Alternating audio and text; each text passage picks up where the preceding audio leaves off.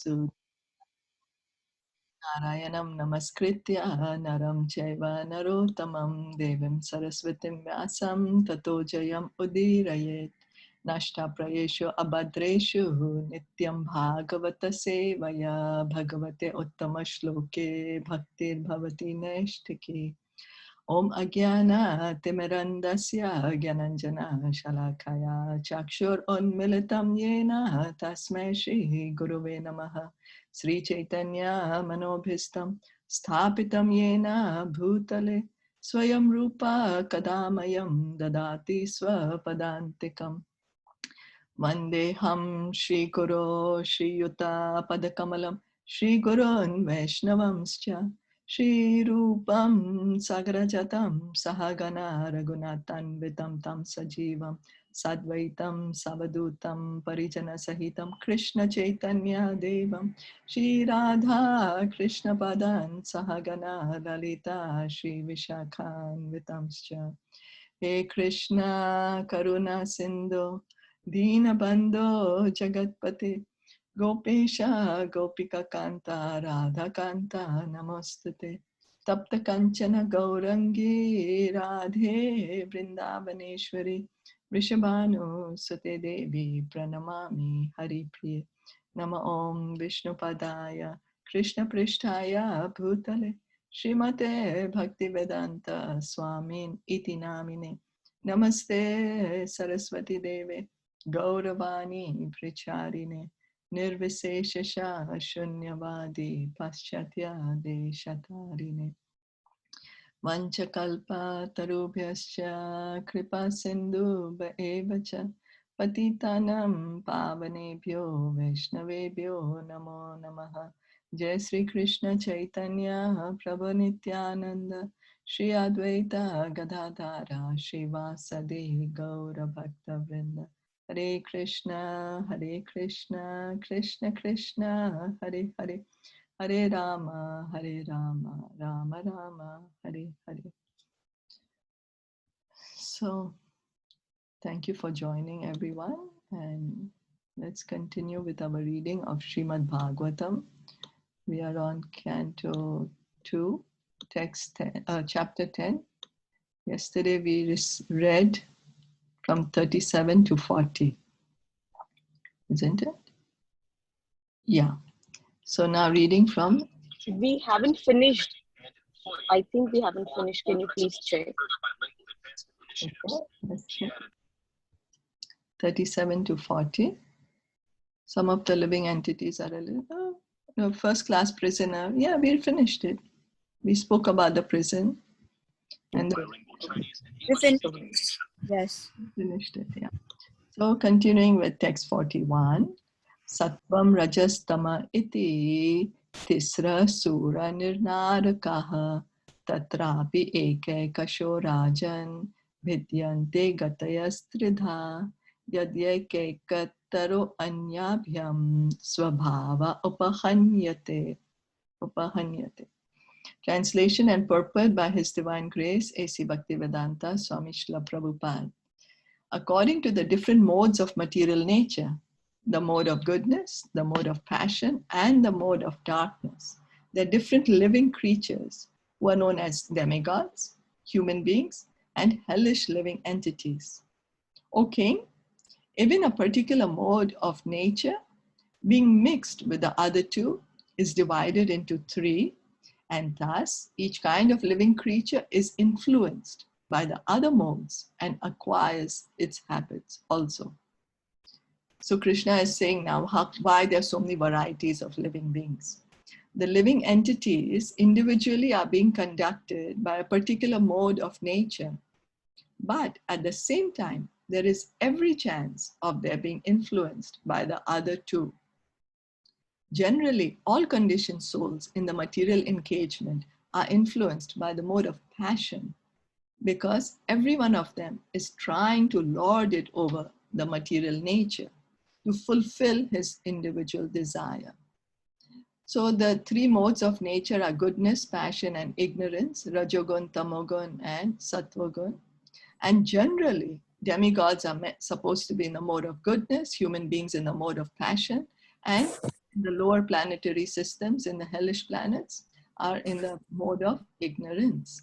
But Prabhupada is saying here, Krishna is saying that even if there is a predominant mode for somebody, always the other two modes are always in competition. Actually, all the three modes are in competition. Who's going to win?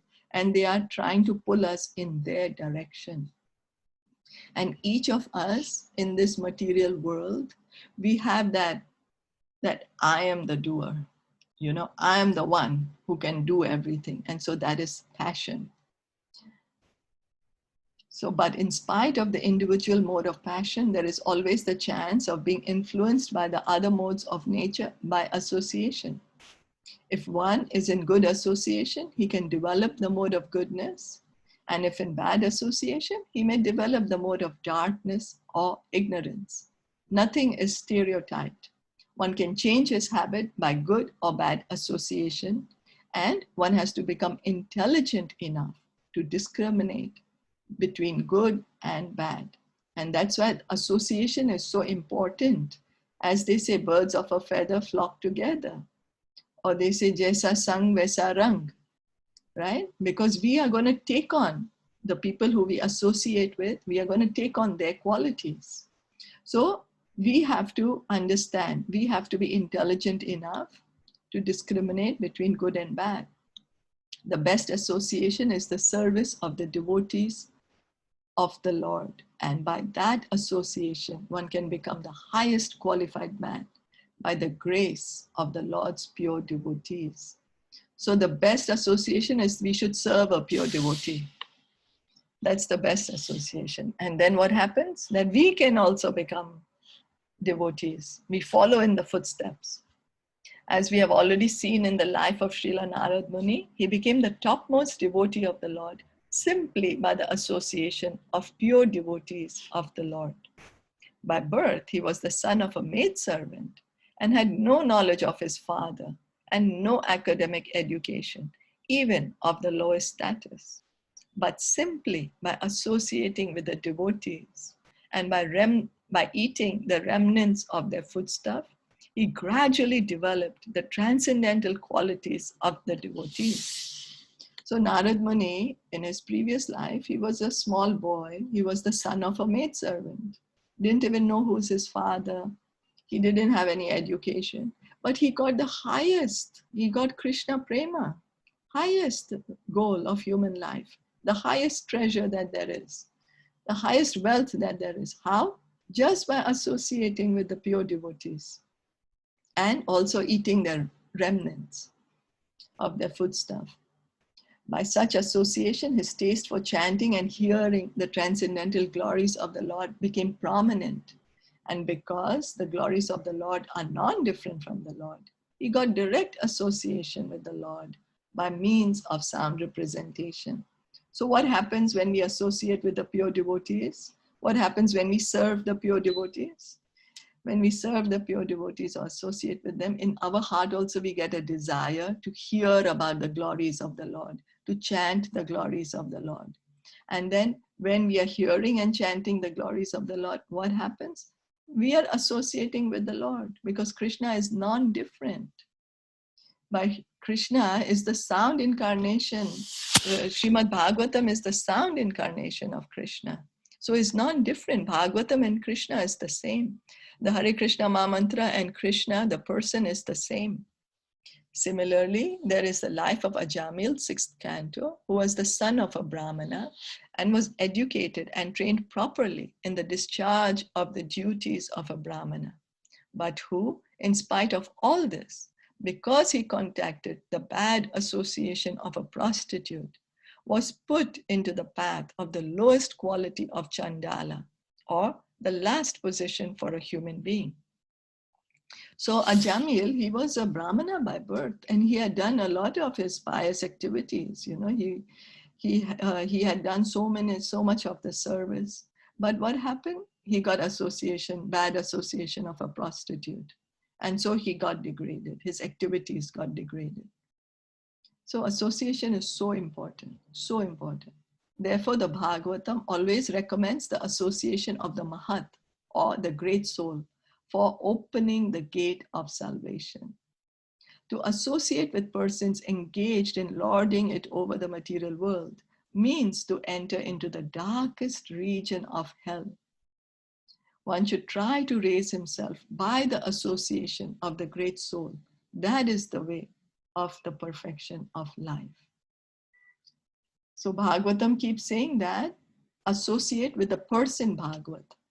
Who is the person Bhagavata? The one who's following the instructions of the Bhagavatam is the person Bhagavata. And we should serve such devotees, associate with them.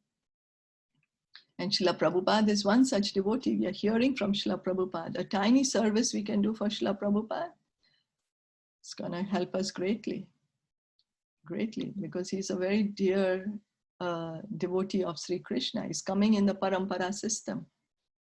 And now we have Srila Prabhupada life-size murti in ISKCON Taipei. You know, we can go there, take his darshan, take his blessings, and serve him in some way or the other. The best service we can do for Srila Prabhupada, tell others also to chant Hare Krishna, to read this Srimad Bhagavatam. I was just thinking, Srimad Bhagavatam, Parikshit Maharaj left everything. He was going to die in 7 days. He left everything to hear Srimad Bhagavatam. For 7 days, 7 nights, he heard Srimad Bhagavatam. And Srila Prabhupada also, almost till his last breath, he was giving his purpose, translating the Srimad Bhagavatam. He was lying down on the bed. I don't know if you all have seen that video. He's lying down on the bed. He barely can speak. People can't hear him. They're holding a microphone almost to his mouth. You know, he's emaciated. He's not eaten for months, almost going to leave his body. But his consciousness is so clear. It's with Krishna. And he's giving his purpose to Srimad Bhagavatam. So how important is Bhagavatam that Prabhupada till his last breath wanted to translate it and give it to us, you know, for our benefit. And what would we be doing if we are in that position, you know? So much pain, so much suffering going on with the body. It was even so painful for him to turn on his bed. You know, they had to turn him physically. They had to turn him because he had no strength anymore. And it was just bones and covered with skin. So no muscle. So it's really painful condition.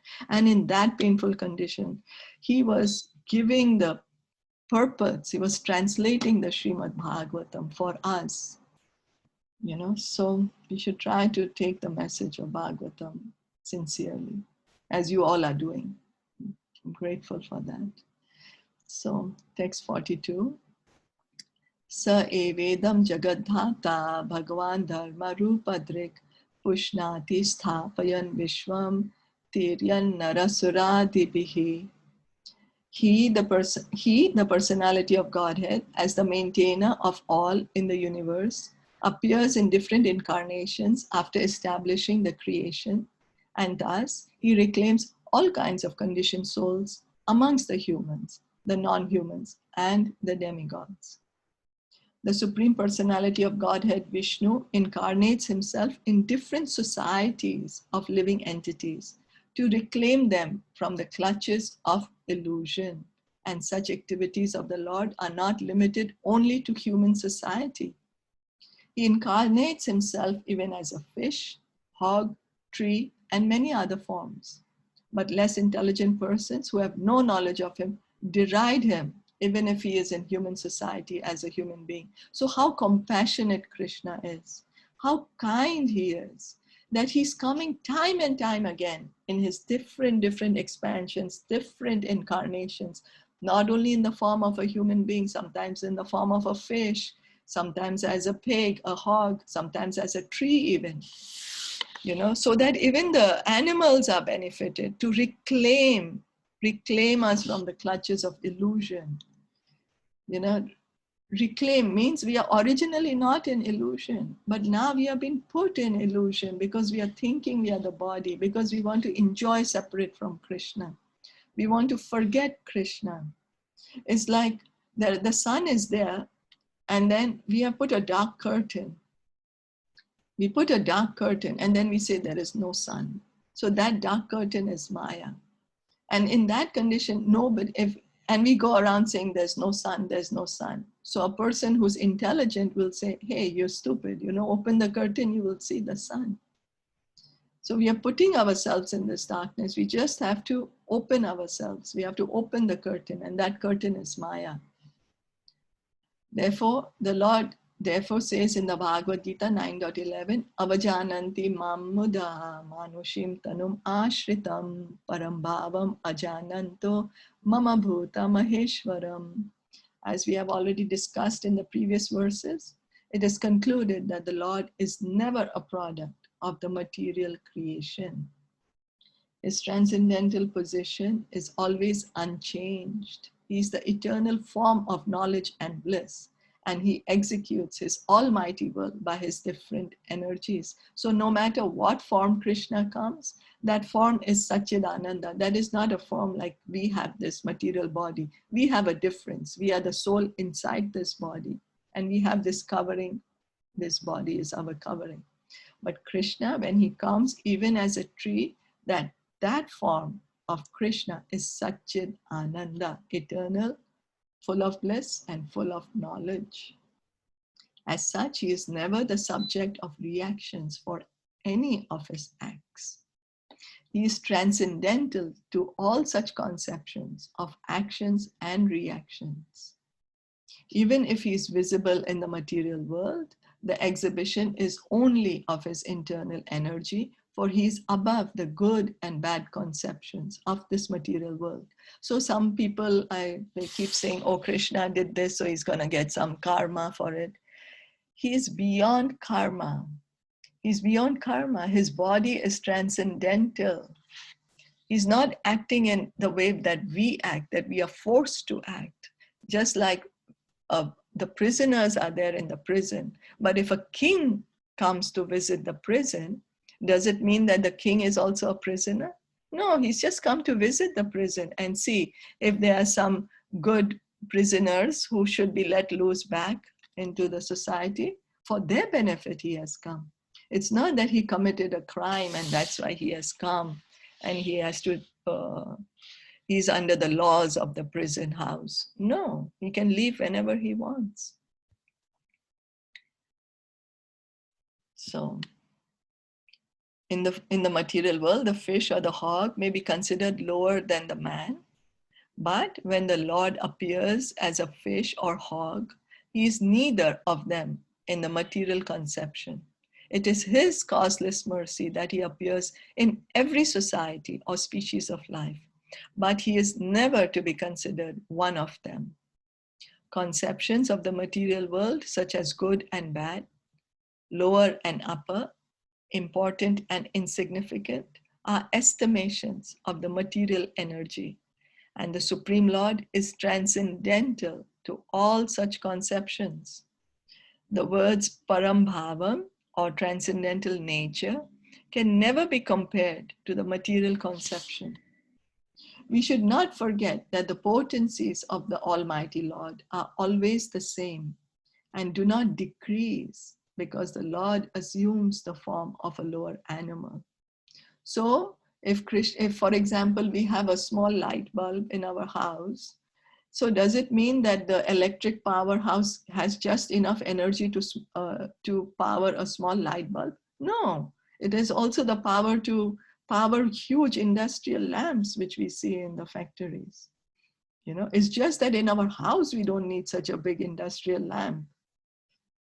We just need a bulb. So same way, when Krishna, he appears in different incarnations, all his incarnations are equally powerful, but he just exhibits enough potency, enough power, which is needed at that time, enough opulence, which is needed at that time. There is no difference between Lord Sri Ram, Lord Sri Krishna, and his incarnations as a fish and hog. He is all-pervading and simultaneously localized at any and every place. So he's all-pervading, he's everywhere, right? He's everywhere, as in his form as the Brahma Jyoti. He's everywhere, the light which is coming from his body. Also his expansion as the Paramatma. He's everywhere. But he's also himself. That is the inconceivable. That is inconceivable for us, which we cannot understand with our mind. But the foolish person with a poor fund of knowledge, for want of that param bhavam of the Lord, cannot understand how the Supreme Lord can take the form of a man or a fish. One compares everything to one's own standard of knowledge, as the frog in the well considers the sea to be like the well. The frog in the well cannot even think of the sea. And when such a frog is informed of the greatness of the sea, it takes the conception of the sea as being a little greater than the well. So I'm not sure if you all heard the story. You know, when we were small, we all heard that there was a frog in the well, and his friend, who was a frog of the sea, came to visit him. And he was telling him, oh, you know, the sea is so big. And so the frog in the well, because he had never been out of the well, his only exposure was to the well. So he was like, how big is the sea? You know, is it this big? He puffed himself up. No, it's much bigger. The well frog couldn't understand because he had not seen the sea, and he was not willing to accept what his friend was saying. He was just imagining with his own mind. He was limiting himself with his own mind. And he started puffing himself, and he just burst himself out. And as such, one who is foolish about the transcendental science of the Lord will find it difficult to understand how Lord Vishnu can equally manifest himself in every society of living entities. So any comments or questions? This one is for Ajamil. Like, as you mentioned that, like how we all think that how degraded he got, but then one of the acharyas, like Adi Gadadhar Prabhu said that one of the acharyas commented that that was not that he was degraded, it was that because if he had not fallen down and not become a Chandal, then he would have taken a very, very long way to reach to Krishna. So he fall down, and then the Munis came, and then they gave him and they asked his wife to keep the name Vishnu, Narayan, the son's name Narayan. So it quickly, he got like it speeded his journey to Krishna's land, because he was calling on to Krishna again and again. But if this wouldn't have happened, then he would be like, as a Brahmana, he would be taking a very long way to reach Sri Krishna's abode. So one of the acharyas in his commentary also wrote this. So Adi Gadadhar Prabhu was mentioning it, that whatever happens with a devotee is not by chance. It is happening because that is the way Krishna wanted to happen. For us, for the material people, it looks like a downfall, like they be degraded. And in the detailed of this one is mentioned in a very detailed canto in Srimad Bhagavatam. The Acharya's commentary is also mentioned there. So he was using that, and he was telling us that to us it might look that oh, he did so much pap that he was, but it isn't because of that. It is because Krishna wanted him to come quickly to reach his abode. That's why he created all this Leela for him to do it. Thank you for sharing. Yeah, that's right. But here the point that Srila Prabhupada is trying to make is association. Prabhupada is trying to make the point here that association, by the association of the pure devotees, Narad Muni, he developed love of God, although he had no qualification. He was born in a low-born birth. He was just the son of a maidservant, no education, no Brahmanical education, no nothing. Association with devotees, he became a devotee. And similarly, Prabhupada is trying to say that Ajamil, in the 6th canto of Bhagavatam, the story is mentioned, in spite of him being a Brahmana, in spite of him engaging in devotional service, because of his association with a prostitute, he fell down. Okay. Of course, I mean, you know, these personalities, all the personalities who are mentioned in the Bhagavatam, they are all great personalities to be even mentioned in the Bhagavatam. You know, they're like not like us, but they are Krishna uses his devotees as instruments to teach us the lesson. So we can't think that we are Ajamil, that, oh, it's okay, I can engage in devotional service, but okay, I can also have illicit connections with women. And at the time when I die, and I will not engage in devotional service anymore. And when I die, somehow the name of Lord Krishna, you know. Yeah, and it was mentioned that just by him calling his son, I mean, his son's name was Narayan, right? Narayan, So he just said Narayan, Narayan, but actually he was not calling Krishna, but because the name was there so important, and that's why he got the liberation. Yeah, But he had to do it for another 12 years. He had 12 years. Yeah, that Yamadutas couldn't take him. Yamadutas came and it told him, yeah, okay, you have 12 years and now you go to the right path, you know. Yeah. So this shows the mercy of Krishna, that how merciful yes. Krishna is, that even if somebody's calling out to their children or anything, Krishna thinks just that by it's Krishna, it purifies. Yeah, just the name of Krishna is so powerful. Narayan. Yeah.